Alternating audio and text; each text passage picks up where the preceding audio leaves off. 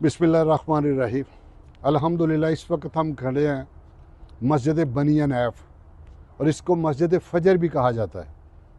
ये वो जगह है, ये टीला था, ये वो जगह थी जहाँ प्यारे करीम आका सल्लल्लाहु अलैहि वसल्लम जब मक्का से तशरीफ़ लेके आए तो बच्चियों ने ताला अल बदरुल ऐना इस जगह पे पढ़ा। बड़ा ही खूबसूरत इस्तकबाल किया। मदीना पाक वाले मेरे प्यारे करीम आका सल्लल्लाहु अलैहि वसल्लम से बहुत मोहब्बत करते थे।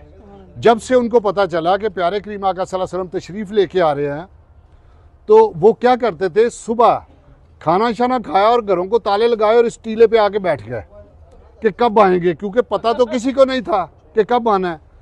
तो एक यहूदी का बाग था खजूरों का, तो यहूदी रोज़ देखता था कि मुसलमान सारे इधर जमा हो जाते हैं, क्यों जमा हो जाते हैं। उसने पूछा तो सब ने बताया कि हमारे अल्लाह के महबूब, हमारे प्यारे नबी आका करीम सल्लल्लाहु अलैहि वसल्लम तशरीफ़ लेके आ रहे हैं। तो एक दिन क्या हुआ कि वो यहूदी खजूरें उतारा था, देखा तो वो दो शख्सियत आ रही थी। उसने नीचे आके बताया कि जिनका आप इंतज़ार कर रहे थे वो आ गए हैं।